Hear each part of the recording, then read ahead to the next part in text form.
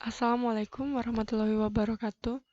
Perkenalkan, saya Carolina Maret Lorenza dengan NIM 2019-5137. Pada kesempatan ini, saya akan mempresentasikan mengenai mass transfer atau transfer massa. Nah, apa itu mass transfer atau transfer massa? Saya ambil ada dua pengertian. Yang pertama, dari buku yang pertama, perpindahan massa dimaksudkan sebagai kecenderungan sebuah komponen dalam campuran untuk melakukan perpindahan dari suatu daerah dengan konsentrasi yang lebih tinggi ke konsentrasi yang lebih rendah. Kemudian pengertian yang keduanya juga ketika suatu sistem berisi dua atau lebih komponen yang memiliki konsentrasi bervariasi dari satu titik ke titik lainnya, ada kecenderungan secara alami untuk terjadinya transfer massa. Transfer massa ini untuk meminimalkan perbedaan konsentrasi yang ada dalam sistem. Transportasi massa dari satu konstituen dari wilayah dengan konsentrasi lebih tinggi ke wilayah dengan konsentrasi lebih rendah. Nah, itu transfer massa. Jadi bisa disimpulkan bahwa transfer massa itu adalah perpindahan suatu komponen dengan konsentrasi lebih tinggi ke konsentrasi yang lebih rendah. Nah, transfer massa sama difusi. Apa sih difusi? Difusi adalah hasil dari gerakan molekul dalam media fluida. Jika mengamati gerakan molekul dalam media fluida dari sudut pandang skala molekuler, molekul-molekulnya terlihat bergerak secara acak dalam berbagai variasi arah dan kecepatan yang berbeda.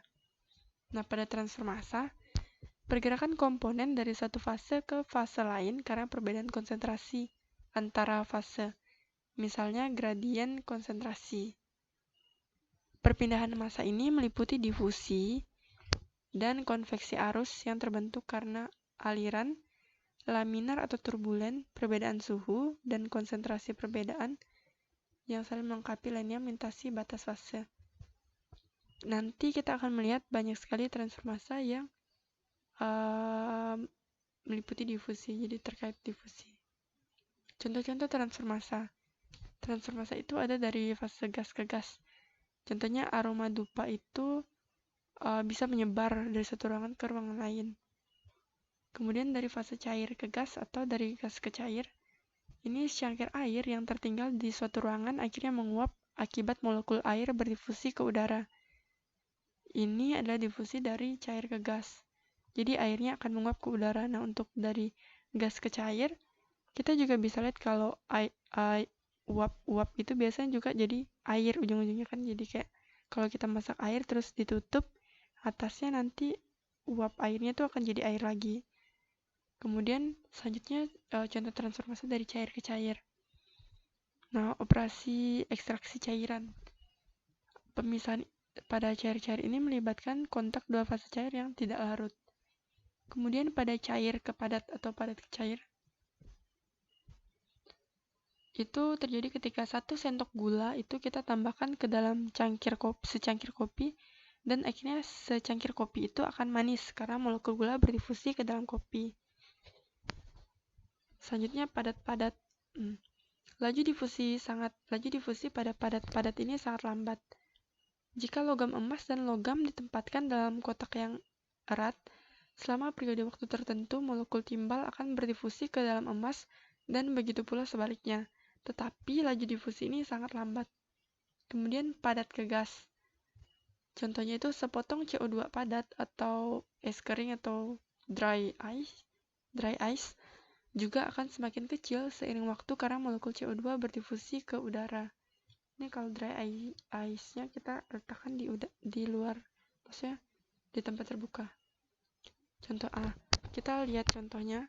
Di sini ada parfum. Parfum ini kan dalam bentuknya cair ya awalnya. Kemudian dia keluar akan membentuk gas nantinya. Dan dari gas itu akan menyebar lagi ke gas ruangan dan isi ruangan akan wangi. Kita akan lihat. Nah, dia keluar dalam bentuk cair, kemudian di sini akan jadi gas. Dan gas ini nanti juga menyebar ke seisi ruangan sehingga kita bisa mencium aroma wangi itu bisa menyebar. Ya, kita lihat gasnya menyebar. Nah, selanjutnya itu ada gula dan kopi. Itu dari gulanya itu padat ke cair. Tapi dalam hal ini saya ambil contohnya cairannya berwarna jernih. Karena kalau kopi nanti tidak kelihatan kalau dikasih gula. Kita tidak nampak bagaimana gulanya berdifusi. Kita lihat gulanya dimasukkan, gulanya dalam bentuk padat dimasukin ke dalam air cair, kemudian diaduk dan nanti seisi gelas yang kopi ini akan terasa jadi manis. Selanjutnya dry ice tadi, CO2. Dia dari padat ke gas. Kita lihat dry ice-nya ini padat, kemudian jadi gas, dan makin lama dry ice-nya makin kecil, CO2-nya makin kecil. Nah, dan dia menjadi gas. Kalau kita lihat es yang biasa dia kan ke cair ya. Nah, ini dia langsung ke gas. Selanjutnya, diffusion and mass transfer coefficient, demonstrasi difusi dan transfer massa. Ya, ini dia amonia ke water, amonia ke air. Nah, kalau kita lihat amonia itu gelembung-gelembung gitu ya di dalam air.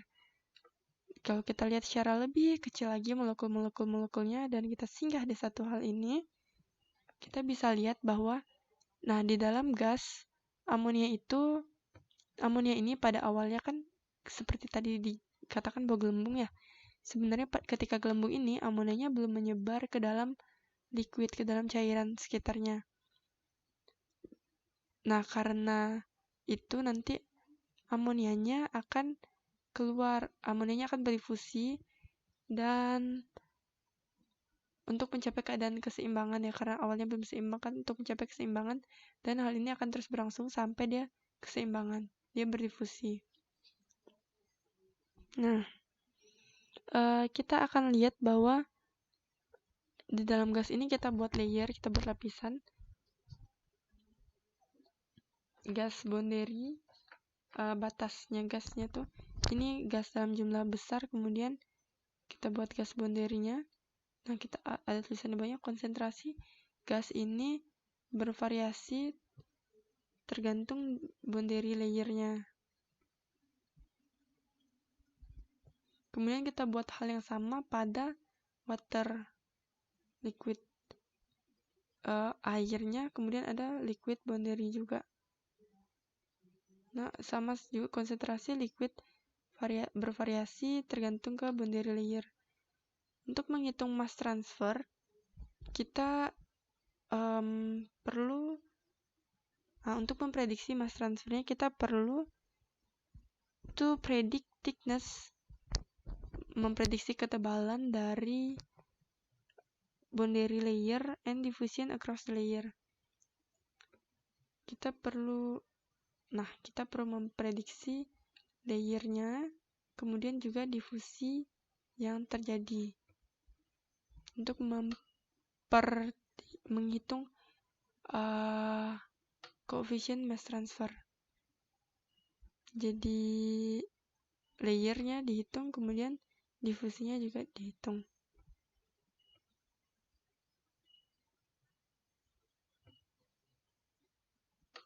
Nah, oke.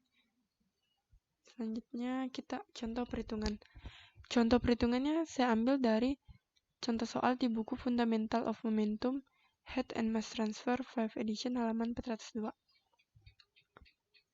Di sini ada komposisi di udara, itu ada campuran dari oksigen dan nitrogen dengan YO2 0,21 dan YN2 0,79. Kita diminta menghitung fraksi massa dari oksigen dan nitrogen dan rata-rata berat molekul di udara saat suhunya 25 derajat Celcius atau 298 Kelvin dan tekanannya 1 atm. Berat molekul oksigen itu 0,032 kg per mol dan nitrogen 0,028 kg per mol. Kita ambil basisnya 1 mol Nah, oksigen present 1 mol dikali 0,21-nya, dapatlah hasilnya tetap 0,21. Kemudian 0,21 ini dikalikan dengan berat dari oksigen. Oksigen weight dapatlah hasilnya 0,00672 kg. Karena mol sama molnya dicoret. Nah, untuk nitrogen presentnya juga kita lakukan hal yang sama, perhitungannya dapat hasilnya 0,0221 kg. Total massa itu massa oksigen ditambah dengan massa nitrogen, dapatlah 0,0288 kg. WO2 itu dari oksigen present dibagi dengan total mass present, dapat 0,23 kg sama kilogramnya dicoret. Nah, hal yang sama juga kita hitung dengan nitrogen 0,021 dibagi 0,0288 kg, 0,77. Dalam 1 mol campuran massanya itu ada 0,028 kg.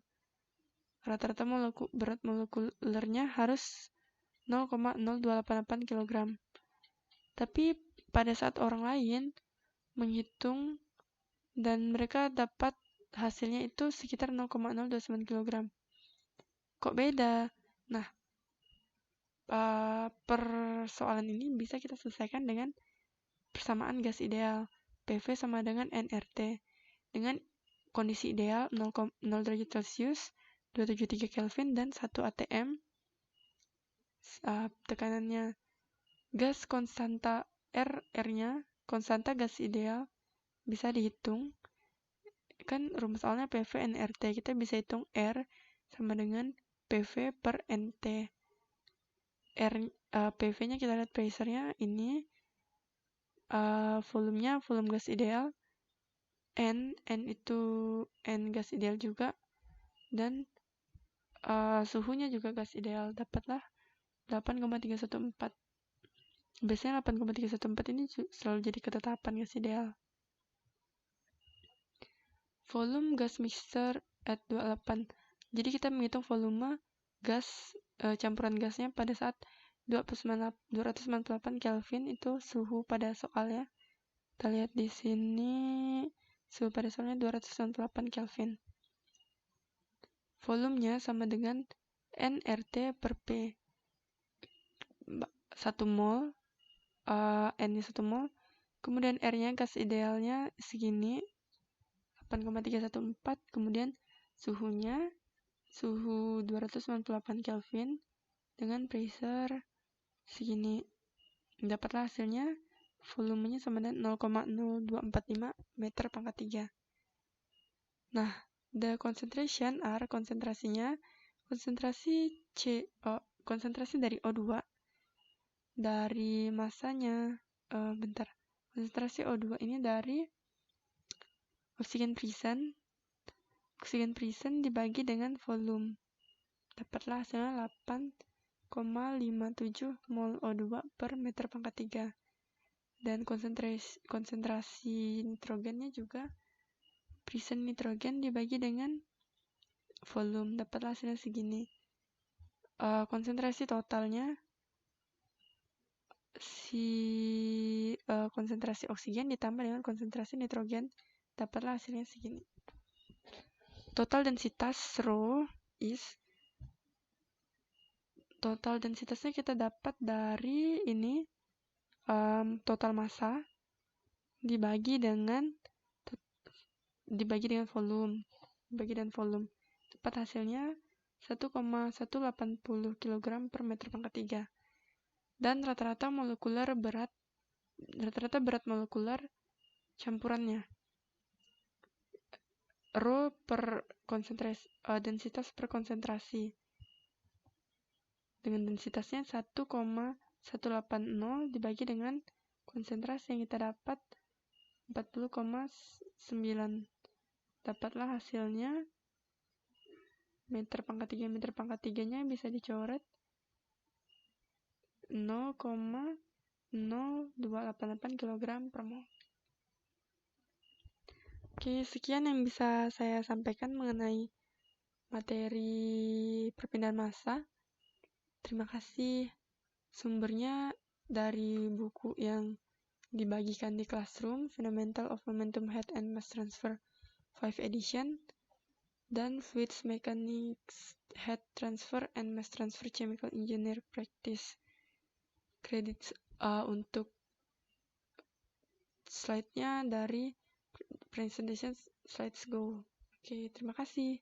Wassalamualaikum warahmatullahi wabarakatuh.